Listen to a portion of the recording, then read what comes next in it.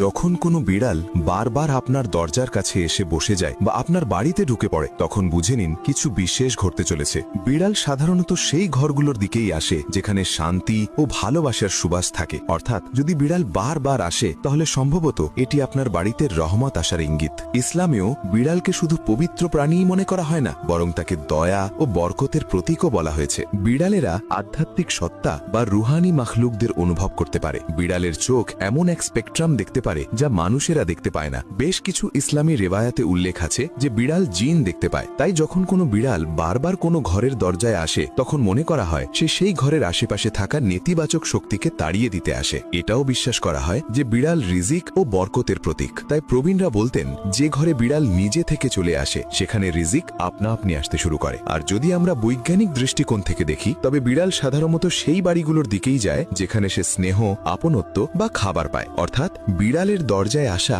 সবসময় কোনো না কোনো ইতিবাচক স্পন্দনের লক্ষণ। তাই পরের বার যদি কোনো বিড়াল আপনার দরজায় আসে তাকে তাড়িয়ে না দিয়ে ভালোবাসার সঙ্গে খেতে দিন। আপনার সাথেও যদি কখনো এমন ঘটে থাকে তাহলে কমেন্টে অবশ্যই জানান।